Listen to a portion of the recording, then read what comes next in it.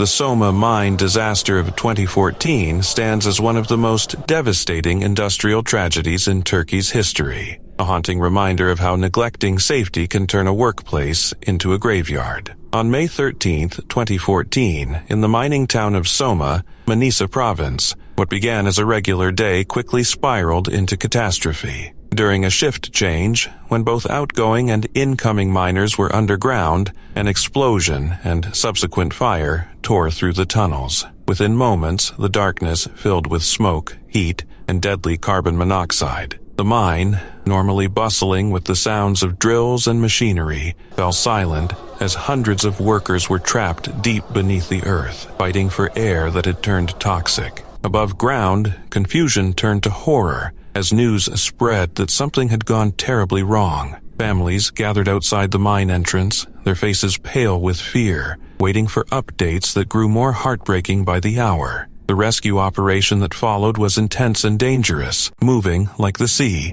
and within minutes the pit became a mass grave. Rescue teams rushed in, but all they could find were helmets, sandals, and flashes of the green stones that had caused so much suffering. The tragedy did not come out of nowhere. It was a disaster waiting to happen. The jade mining industry in Hpakant is worth billions, but most of its profits never reach the miners themselves. Instead, the area is a chaotic patchwork of unregulated sites, enormous waste heaps, and dangerous working conditions. Companies dig deep, dump the leftover rubble into massive piles, and move on, leaving locals to pick through the remains. Add in the heavy monsoon rains, poor safety measures, and lack of government oversight, and you have a recipe for catastrophe. In fact, landslides in Hpakant are so common that locals have a grim saying, "When it rains, the mountains eat men." Sadly, the 2020 landslide proved just how literal that could be. After the disaster, rescue workers pulled out more than 160 bodies, while dozens more remained missing. The Myanmar Fire Service Department posted grim updates on Facebook as photos of the muddy devastation spread across the internet. Families gathered at the site, waiting for news that never came. Officials called it one of the worst mining accidents the country had ever seen. But for the people of Hpakant, it was another reminder that their lives were considered expendable in the pursuit of jade, a stone prized in luxury markets across the world. The Hpakant disaster was not just about nature's fury. It was about human greed and neglect. Experts later found that the slope had been dangerously unstable long before it collapsed, weakened by reckless dumping and rainwater infiltration. Locals had even warned authorities about the risk, but little was done. The government promised tighter regulations afterward,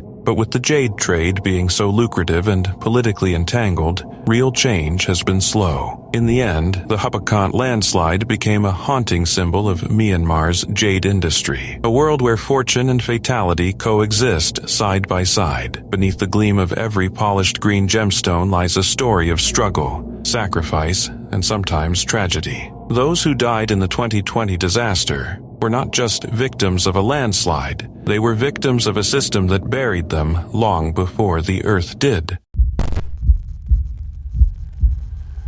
On the morning of June 2, 2022, 39-year-old Stephen Dirks reported for his shift at Caterpillar's Foundry in Mapleton, Illinois. He had been on the job just 9 days, still learning the ropes at a facility that produces cast-iron engine components for construction and mining equipment, diesel engines, and industrial machinery. The plant's melt floor was dominated by massive open pots of molten iron, each holding thousands of pounds of liquid metal heated to over 2,000 degrees, roughly twice the temperature of volcanic lava. The heat radiating from the pots was intense. Workers on the platform felt it immediately on their faces and arms as they moved across the floor. The metal glowed a deep orange, shimmering like liquid fire, and flowed with a mesmerizing yet deadly fluidity. For most, these conditions were routine, but every step near the edge carried a lethal risk. Stephen's task that morning was a standard one, taking a sample of the molten iron before it was poured into molds.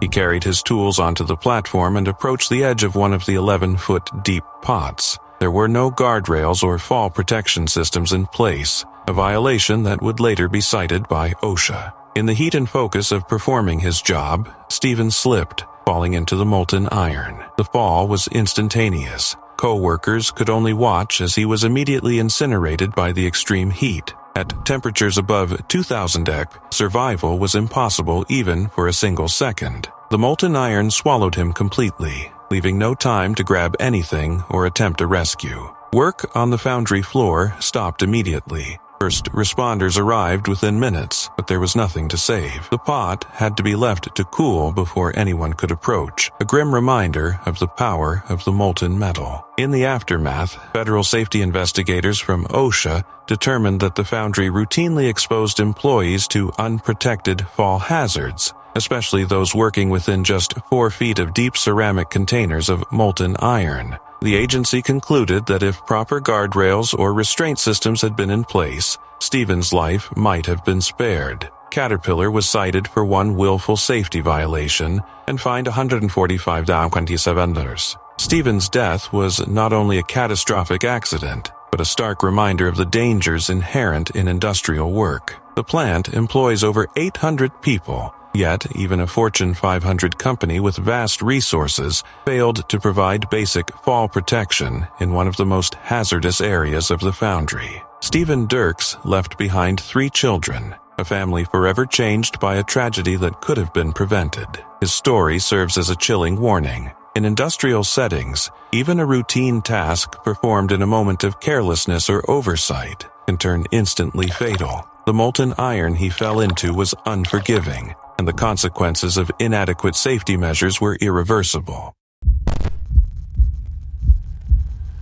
It was just after 9:30 p.m. on a Sunday evening at Tina's Burritos factory in Vernon, California, a small industrial city just a few miles from Los Angeles. The factory, known for producing nearly 1 million frozen burritos each day, was humming with activity as employees prepared for the next day's production run. Workers hustled to clean, sanitize, and ready the massive machinery, unaware that the night would take a tragic turn. A 19-year-old sanitation worker, tasked with routine cleaning duties, was assigned to sanitize one of the plant's enormous meat kettles, a towering piece of equipment critical to the factory's daily output. What should have been a standard task quickly turned into a nightmare. Somehow, the young man became trapped inside the kettle. Despite the immediate response from co-workers and emergency personnel, he could not be saved and tragically passed away at the scene. Vernon police and city officials confirmed there were no signs of foul play,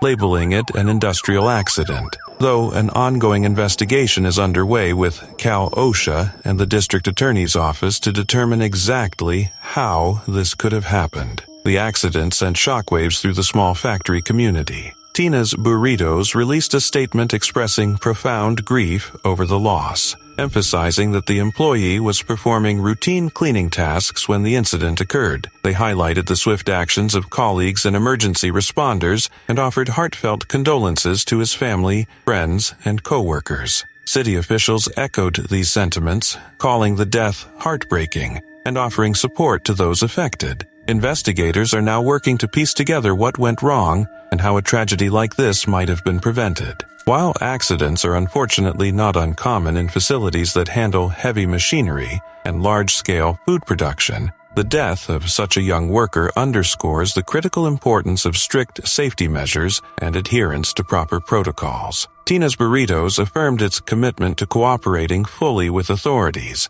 and maintaining high safety standards across its facility. Factories like Tina's Burritos are high-pressure, high-demand environments. Employees work long hours handling enormous machines, heavy loads, and potentially hazardous materials, all while ensuring efficiency and speed in production.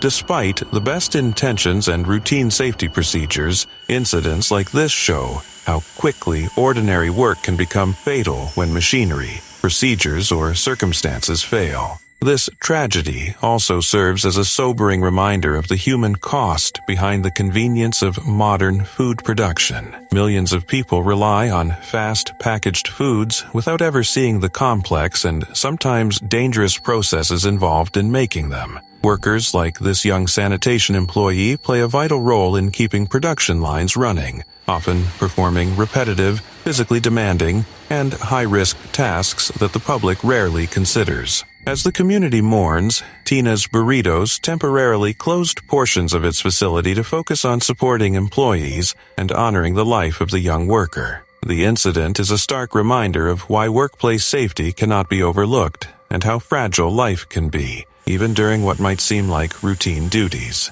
It's a heartbreaking story, but one that compels us to acknowledge the people behind the products we take for granted and the systems in place to keep them safe. Ultimately, the death at Tina's Burritos is a tragic, sobering reminder that industrial workplaces, while essential to our daily lives, carry inherent risks. These environments demand constant vigilance, thorough training, strict adherence to safety protocols, and above all, respect for every worker's life and well-being. One moment of misfortune is all it takes for tragedy to strike.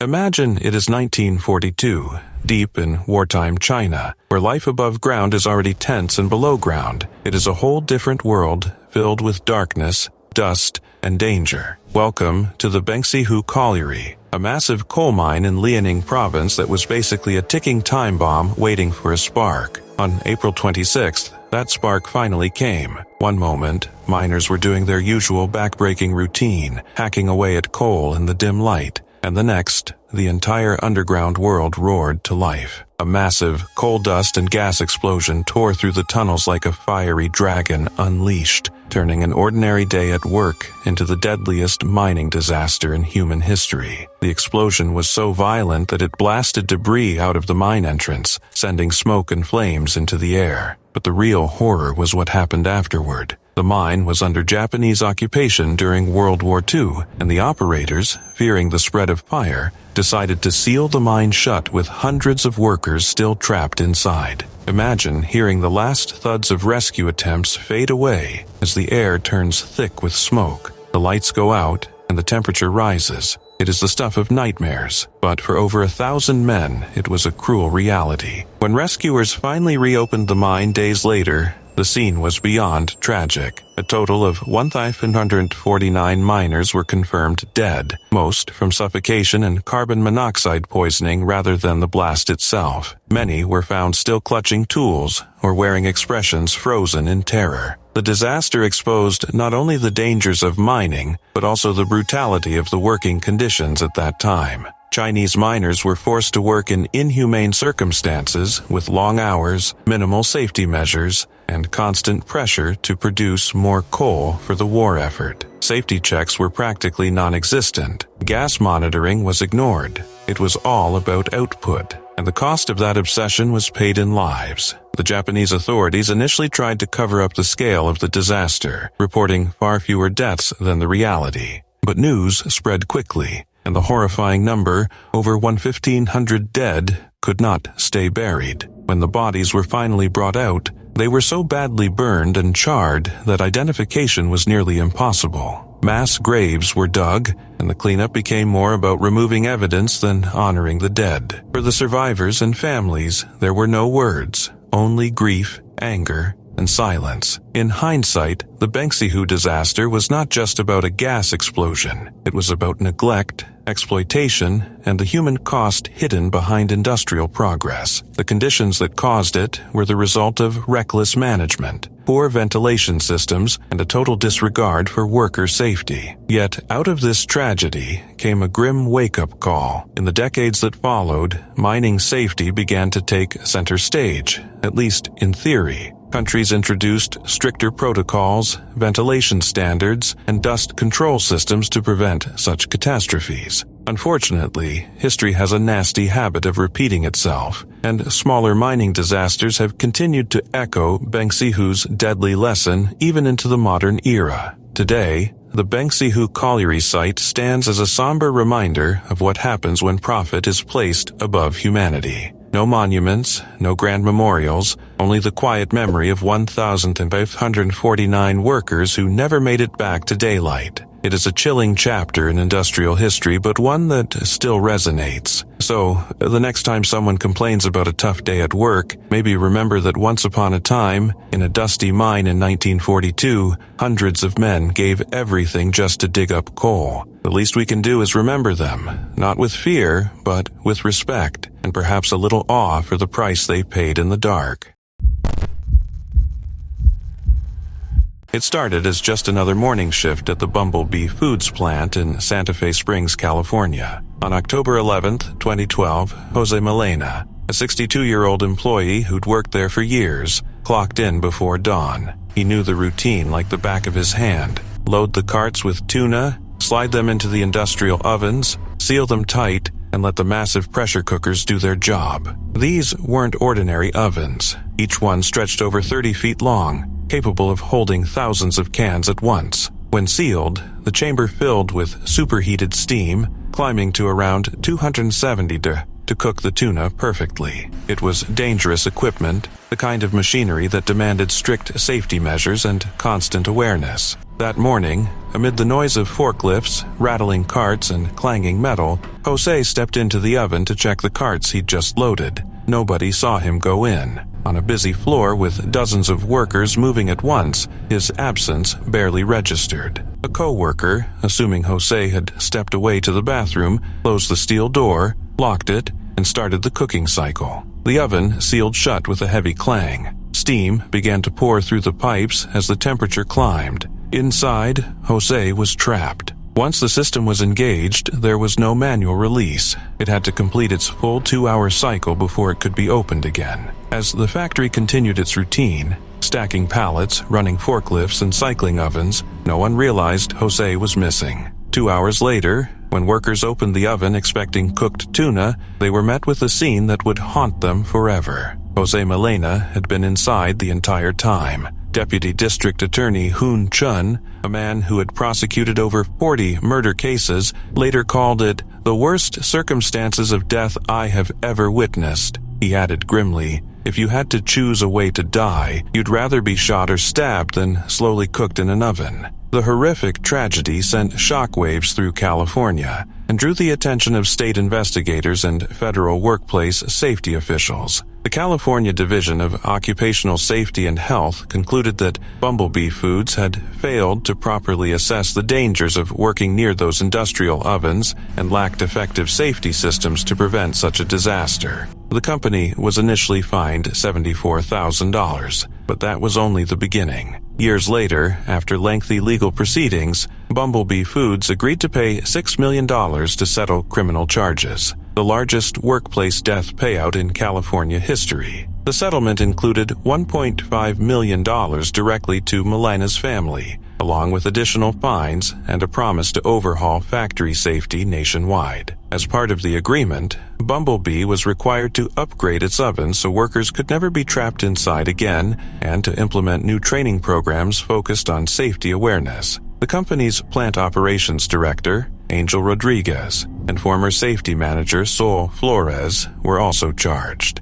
Flores, 42, pleaded guilty to a felony violation of workplace safety laws and received 3 years probation and nearly $19,000 in penalties. Rodriguez, 63, agreed to perform 320 hours of community service, take safety courses, and pay fines totaling around $11,000. In a public statement, Bumblebee said, "We will never forget the unfathomable loss of our colleague, Jose Melena, and we are committed to ensuring employee safety remains our top priority." But for those who knew Jose, no amount of money or corporate promises could erase what happened that morning. How an ordinary shift in a seafood plant turned into one of California's most horrifying industrial accidents, when a man was literally cooked to death in the same oven built to prepare tuna. Construction and industrial sites are dangerous, but some accidents go beyond what anyone could imagine. Just 9 days into his new job at Caterpillar's Foundry in Mapleton, Illinois, 39-year-old father of 3, Stephen Dierks, faced a nightmare no one could prepare for. On June the 2nd, he fell into an 11-foot-deep vat of molten iron and was instantly consumed by the searing heat. Molten iron at the foundry reaches nearly 2,600 Courrieres, hotter than lava. and more than enough to destroy human flesh in an instant. For workers on the floor, a single misstep can be fatal. That day, Stephen's routine task turned into tragedy. He was working as a melt deck operator tasked with collecting a sample of molten iron. After spinning a massive wheel to pour the metal, he leaned over the vat. Somehow, he slipped. Witnesses described the scene as unimaginable. Emergency crews arrived almost immediately, but there was nothing they could do.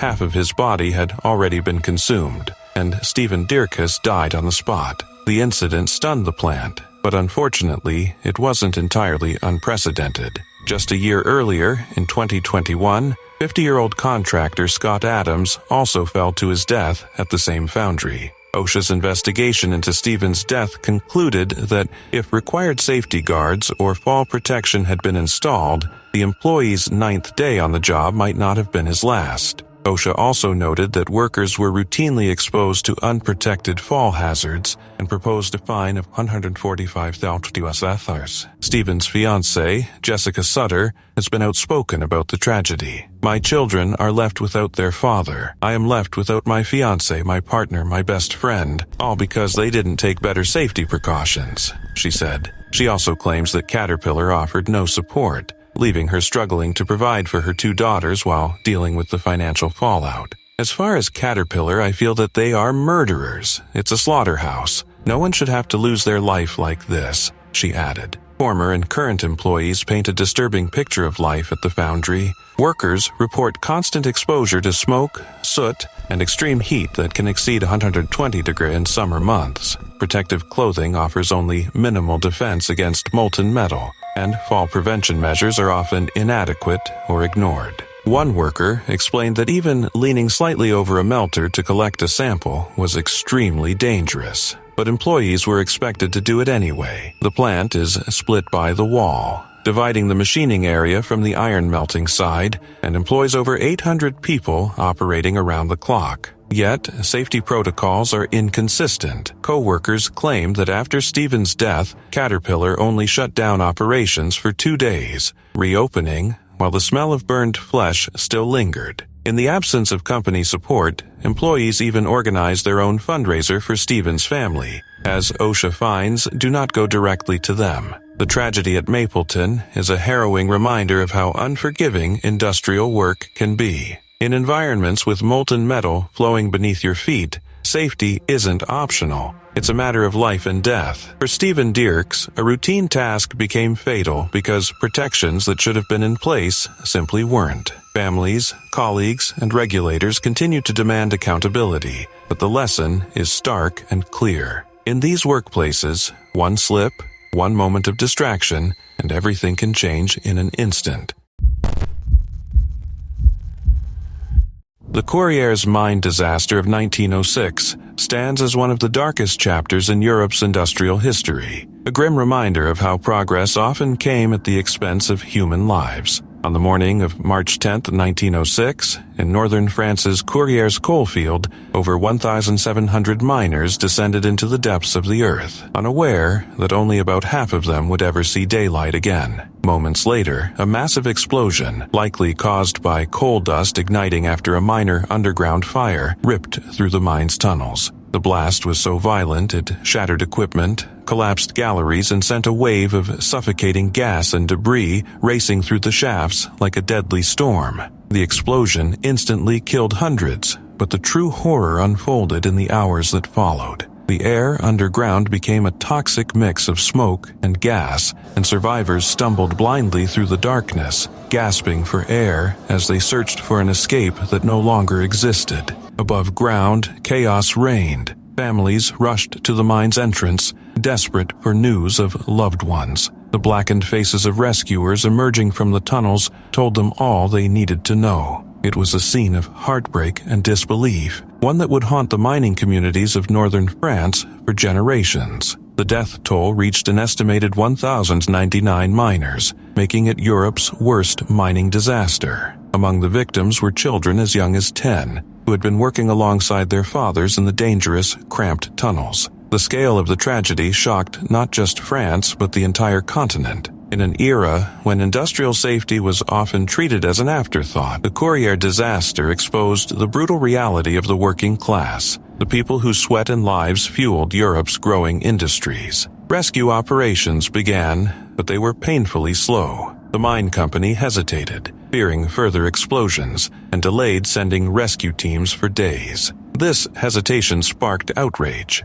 As officials argued, volunteers and fellow miners took matters into their own hands, venturing into the deadly maze to pull out whoever might still be alive. Incredibly, 13 miners were found alive 20 days later, having survived in near darkness by eating horse meat and drinking filthy water. Their survival was hailed as miraculous, but it only highlighted the disastrous mismanagement of the initial rescue efforts. The aftermath was turbulent. Strikes erupted across France, fueled by anger at the government and mine owners who seemed more concerned about profits than human lives. The disaster became a powerful symbol of industrial neglect and a rallying cry for workers' rights. It forced authorities to confront the urgent need for stricter safety regulations, better ventilation systems, and humane working conditions underground. Today, more than a century later, the Courrieres mine disaster remains a solemn reminder of the human cost of progress. The site stands as both a memorial and a warning, a tribute to the miners who perished,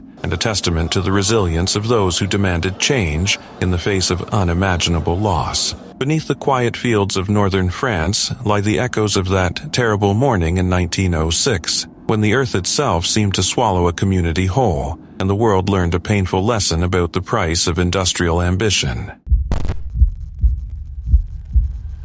On the morning of February 27, 2013, 26-year-old Jorge Perez began his shift at Golden State Container, a packaging manufacturer in Los Angeles, California. The facility specialized in producing cardboard boxes and shipping materials, and its massive warehouse was dominated by towering industrial printing presses, enormous machines that stamped, cut, and printed designs onto large sheets of cardboard. Each press was a beast of metal in motion, as big as a truck, with heavy rollers and drums that pulled entire sheets of cardboard through at high speed. The air on the factory floor thundered with the constant pounding of machinery, the rhythmic hum of industry that workers had long since learned to tune out. Jorge was no stranger to the work. He had operated near these presses before. He understood their power, but like many who spend years around dangerous machines, the familiarity had dulled the fear. That morning,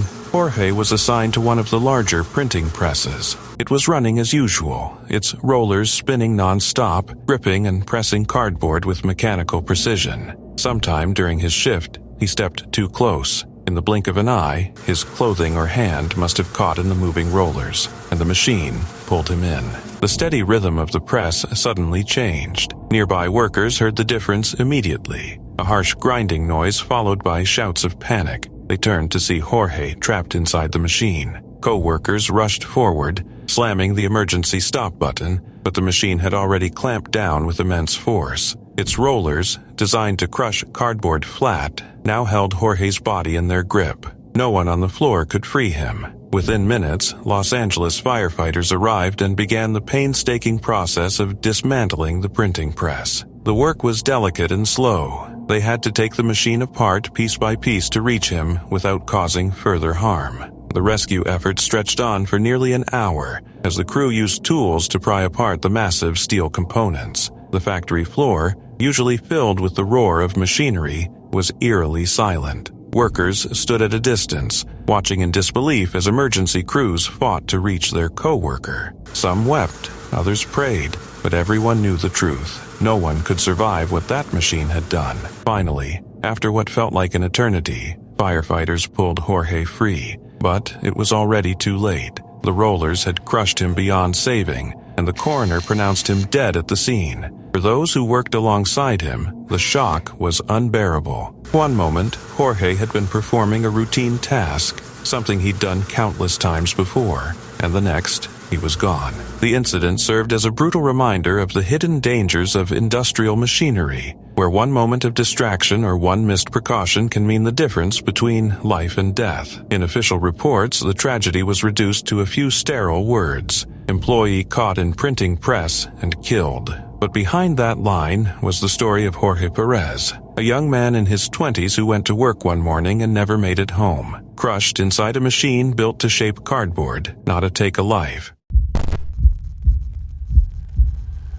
It was a typical afternoon at New B, a plastic recycling factory in the Saint Laurent borough of Montreal. The machines churned endlessly, crushing and shaping plastic with relentless force. For workers, the rhythm of the rollers was just part of the day. Clock in, keep the line moving, clock out, repeat. But on August 8, 2016, that rhythm was shattered forever. Around 12:15 p.m., a 56-year-old employee spotted a strip of plastic jammed in the rollers. Determined to keep production running, he climbed a 1.2-meter ladder to reach the obstruction. What seemed like a simple, routine task turned catastrophic in seconds. His hand became trapped between the two massive rollers, and before anyone could react, his entire arm, and eventually his torso, was pulled into the unforgiving machinery. The space between the rollers was just 12 centimeters, yet it was enough to trap his body completely. Co-workers scrambled. One pressed the emergency stop button while others tried desperately to free him. Ambulance workers arrived quickly, and the man was rushed to the hospital in critical condition. Despite their efforts, his injuries were too severe. He tragically succumbed to the crushing force of the rollers shortly after arriving. The incident shocked employees and highlighted just how dangerous industrial work can be, even during tasks that seem simple. Factories like New B rely on machines that can crush, shred, and mold materials with incredible power. But that same power leaves little room for error. One misstep, one moment of distraction, and a routine day can become a fatal one. NEST, Quebec's Workplace Health and Safety Board, began an investigation to determine the exact circumstances. New B pledged full cooperation, acknowledging the tragedy while emphasizing their commitment to safety. But for those who witnessed the accident, and for the worker's family, the damage had already been done. The event served as a stark reminder that even the most ordinary tasks in industrial workplaces carry life or death stakes. The roller incident is far from unique. Across the world, industrial accidents like this happen every day, from lathes in Russian factories to sawmills in East Texas and molten iron vats in Illinois. Each story shares a common thread: machines with immense power, workers trying to complete their tasks, and a split-second miscalculation that turns fatal. Safety is not just a guideline, it's survival. In factories, even a small misstep, a loose sleeve, or a moment of distraction can have catastrophic consequences. Industrial machines may shape our world, but they do so with no mercy. The New B tragedy reminds us that behind every product, there's a human life at risk, working tirelessly to keep the line moving. Incidents like this have led industries to focus more on safety protocols, training programs, and protective equipment. Workers are now being taught to respect the power of machines, wear proper clothing, and recognize hazards before they become deadly. Emergency stop buttons, regular inspections, and advanced safety features are being emphasized to prevent similar tragedies in the future. Yet, despite all precautions, industrial work will always carry risk. The story of the New B roller incident is a sobering reminder that life can be here one second and gone the next. It calls on all of us to value safety, respect the machines, and never underestimate the power behind the equipment that shapes the modern world. For workers, it's a daily reality. For the rest of us, it's a wake-up call. One wrong move, and a life can be lost in an instant. Deep in the rugged hills of northern Myanmar lies Hapakant, a land famous for jade so valuable it fuels an entire shadow economy, and for tragedies so devastating they could silence a crowd. On July 2, 2020, this remote mining hub became the site of one of the deadliest mine disasters in history, the Hapakant Jade Mine landslide. It began like any other monsoon morning, with gray skies, thick fog, and miners scrambling over piles of discarded earth in search of leftover jade stones, the kind that could change a person's life overnight. But by noon, that dream quite literally crumbled. A massive slope of mining waste, soaked with rain and weakened by years of neglect, suddenly collapsed, unleashing a torrent of mud, rocks, and debris that swept through the valley with terrifying force. Within seconds, hundreds of miners were buried alive, their shouts drowned by the roar of the earth itself. The numbers were horrifying. Around 175 to 200 miners lost their lives that day, swallowed by the same land that had once promised them fortune.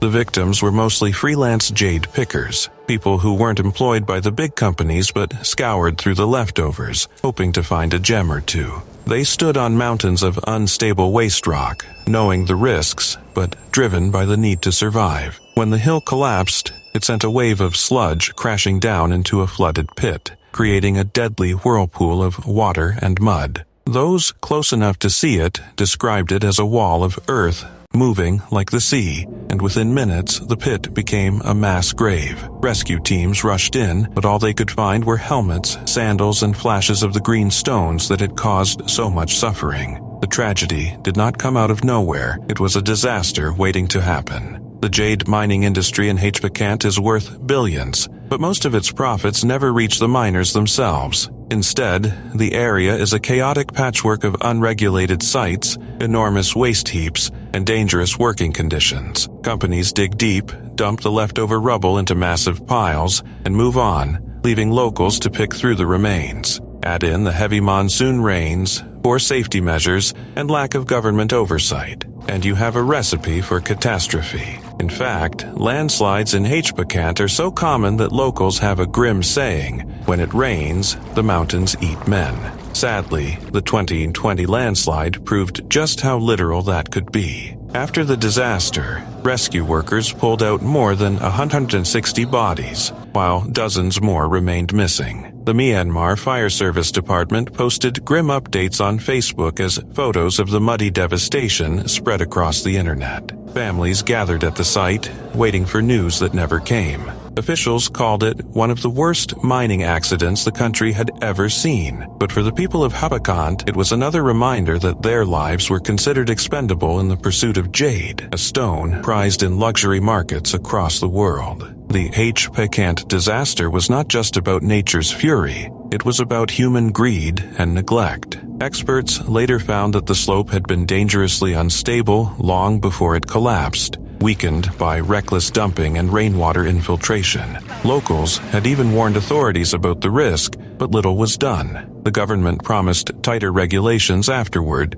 but with the jade trade being so lucrative and politically entangled, real change has been slow. In the end, the Hpakant landslide became a haunting symbol of Myanmar's jade industry, a world where fortune and fatality coexist side by side. Beneath the gleam of every polished green gemstone lies a story of struggle, sacrifice, and sometimes tragedy. Those who died in the 2020 disaster were not just victims of a landslide, they were victims of a system that buried them long before the earth did.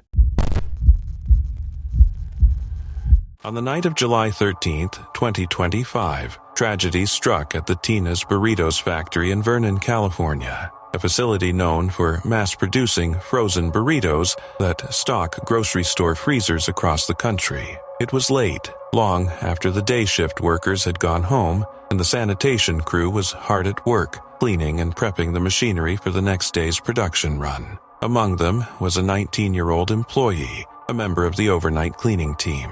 He'd only recently started working at the plant and had been assigned to sanitize one of the industrial meat grinders, sometimes referred to as a processing kettle, a massive steel machine roughly the size of a small car, equipped with powerful blades meant to grind meat and beans by the hundreds of pounds. Around 9:30 p.m., while cleaning the machine, something went horribly wrong. According to investigators, the grinder had not been completely powered down, a vital safety procedure known as lockout-tagout, which ensures machines cannot turn on during maintenance or cleaning. As the young worker leaned in to scrub the inside of the equipment, it suddenly roared to life. Within seconds, the routine hum of the factory turned into a scene of chaos. The worker's clothing became caught in the moving mechanism, pulling him forward before he had a chance to react. Co-workers nearby heard his screams for help and rushed to shut down the machine. They slammed the emergency stop button, but the grinder didn't halt in time. When Los Angeles County Fire Department paramedics and Vernon police officers arrived, the young man was already gone. He had been pulled completely into the machine and was pronounced dead at the scene. Authorities later described the tragedy as a fatal industrial mishap. In a statement to the press, Tina's Burritos confirmed the devastating incident. "We are heartbroken to confirm that a sanitation worker lost his life on Sunday night, July 13, 2025, while performing sanitation duties at our Vernon facility. He was cleaning an empty kettle that was being sanitized and prepped for the next day's production run. Despite the immediate response of co-workers and emergency personnel, he tragically passed away at the scene." The company added, "This is a devastating loss for everyone at Tina's. Our hearts are with his family, friends, and all who knew and worked alongside him. We are cooperating fully with local authorities and Cal OSHA in the ongoing investigation, and our focus remains on honoring his life, supporting those who are grieving, and maintaining the highest safety standards in our facility." Detectives with the Vernon Police Department and Cal OSHA began a joint investigation to determine how the accident occurred. They confirmed that no foul play was suspected, but emphasized that the machine had not been properly deactivated before cleaning began, a tragic oversight that proved fatal. For the young worker's family, the loss was unbearable. Their son, barely out of high school, had gone to work one summer night hoping to earn a living, and never came home. Co-workers described him as a quiet, hardworking teen who took pride in his job and was always willing to help others. His death left the entire plant shaken. One employee told reporters that his cries for help echoed through the factory, a sound they would never forget. In the end, official reports reduced the unimaginable to a single, cold line. Employee cleaning machine falls into grinder and is killed. Behind those sterile words was the story of a 19-year-old whose life ended in seconds. A young man consumed by a machine built to process food, not people. His death became a haunting reminder that in industrial settings, one missed safety step can mean the difference between life and death. The Russian lathe accident remains one of the most chilling examples of just how dangerous industrial machinery can be. Lathes are critical in countless industries, from automotive manufacturing to furniture production, shaping metal, wood, and plastic with incredible precision. But that precision comes with a hidden cost, immense power paired with immense risk. One small mistake, one loose article of clothing, and an ordinary workday can instantly turn fatal. In the incident that shocked the industrial world, a worker approached a massive horizontal lathe, initially inspecting it with curiosity. Something seemed off, though at first he focused on the wrong detail. When his gaze shifted upward to the ceiling, he noticed a small leak dripping onto the machine. For a brief moment, relief washed over him. He thought he had figured out the problem. Stepping back to retrieve tools, he never imagined what was about to happen. In a split second, disaster struck. His sleeve became caught on the spinning cylinder. Before he could react, he was yanked into the lathe, slammed violently between the rotating steel and the machine's base, flung around like a rag doll. The lathe's relentless rotation tore through his body with horrifying speed. First, his shoes were flung off, then flesh, then limbs, until nothing recognizable remained. Moments later, a second worker arrived on the scene. He froze, utterly horrified at the devastation. Blood trails, shredded remains, and chaos everywhere. There was no time for rescue, no hope of survival. The factory cameras had captured the entire event, and footage circulated online before being quickly removed, shocking millions. Safety experts immediately highlighted the critical lessons. Never wear loose clothing near industrial machinery. Always secure hair and jewelry, and maintain a safe distance. Even beyond this tragedy, lathes carry numerous hazards. Flying debris, incorrect tool use, and improper machine settings can all cause severe injuries or death. Accidents like the Russian lathe incident underscore a larger systemic problem.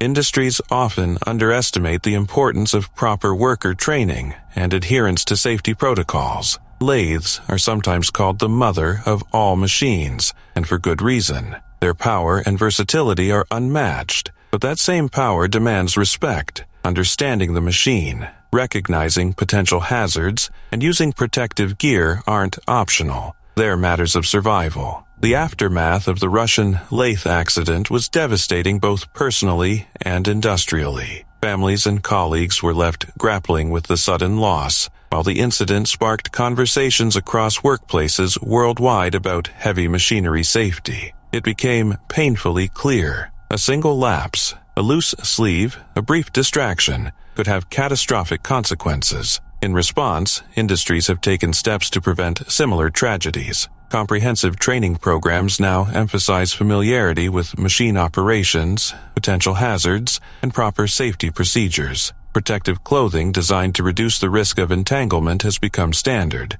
along with regular inspections and maintenance of equipment. Many workplaces have incorporated emergency shutoff mechanisms and automatic stop systems to minimize risk. This tragedy, and countless others like it, serves as a stark warning. Heavy machinery is not just powerful, it is unforgiving. One misstep, one ignored safety rule, and a life can be lost in seconds. The Russian lathe accident reminds workers and employers alike that safety must always come first. It's a lesson written in tragedy. Respect the machine, understand the risks, and never cut corners, because in environments like these, there is no room for error, and the consequences are absolute. On February 9, 2019, Daniel Hill, a 54-year-old worker from South Lyon, Michigan, began what should have been another ordinary shift at Michigan Seamless Tube, a steel manufacturing company known for producing heavy-duty metal tubing. That day, Daniel was assigned one of the plant's most dangerous tasks, checking the acid tanks, enormous open vats filled with boiling sulfuric acid, heated to around 160 degrees. The acid solution, maintained at a concentration of roughly 10 to 12%, was used to strip rust and impurities from steel tubes before they were processed further. Daniel was relatively new to this part of the job, and the task required him to walk across a narrow, elevated platform that ran above the tanks. The air was thick with a sharp, chemical mist that burned the eyes, nose, and throat. The metal grating beneath his boots was slick with condensation. Just after 12:20 p.m., something went terribly wrong. Daniel slipped and fell directly into one of the acid vats. Two of his co-workers immediately rushed to the scene, fighting through the fumes to pull him out of the scalding liquid. Within moments, they managed to drag him free, but the damage was already catastrophic. The acid had eaten through his clothing instantly, burning deep into his skin and muscle tissue. Witnesses later said it was one of the most horrifying things they had ever seen. Panicked workers dragged Daniel beneath an emergency safety shower, desperately trying to rinse away the acid as he screamed in unimaginable pain. But the chemical reaction was unstoppable. The acid had already soaked through much of his body, leaving his skin peeling and raw. Despite his agony, Daniel remained conscious as his co-workers tried to help him. When the South Lyon Fire Department arrived, they quickly transported him to the University of Michigan Hospital in Ann Arbor. According to Fire Chief Robert Vogel, Daniel endured some of the worst pain imaginable. Doctors did everything they could, but the acid had penetrated too deeply, burning through his skin, muscle, and tissue from the inside out. For nearly 11 excruciating hours, Daniel clung to life, suffering injuries that covered almost his entire body. At 11:30 that night, he finally succumbed to his wounds. Michigan Seamless Tube later released a statement expressing condolences. A valued Michigan Seamless Tube employee was involved in a serious industrial accident on Saturday afternoon. The employee was taken to the University of Michigan Hospital in Ann Arbor. He did not survive his injuries and passed away at the hospital. The company is conducting a comprehensive investigation and is cooperating fully with the Michigan Occupational Safety and Health Administration.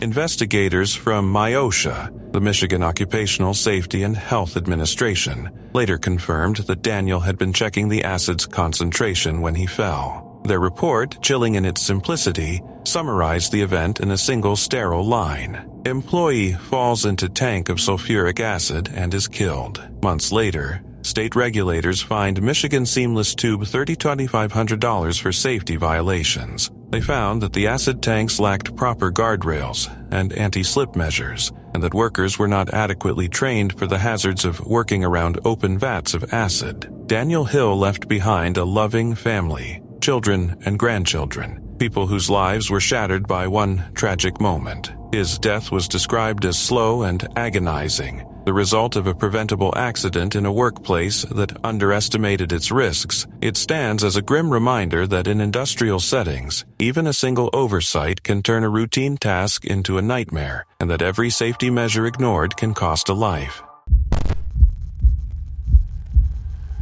It was a regular afternoon at the Whitworth Sawmill in East Texas, the kind of day that should have been ordinary. The air buzzed with the grind of machines, smelled of fresh-cut pine, and radiated the heat of men working hard to keep the mill running. But inside, 4 workers were about to face a catastrophe that no one could have anticipated. Around noon, the men, Charles Richard Dick Whitworth, 33, co-owner of the mill, Reuben Anson Cox Jr., 31, and 2 Mexican nationals, Crescencio Leon and Ascension Farfan, both believed to be in their 30s, were struggling to clear a jammed wood chip machine.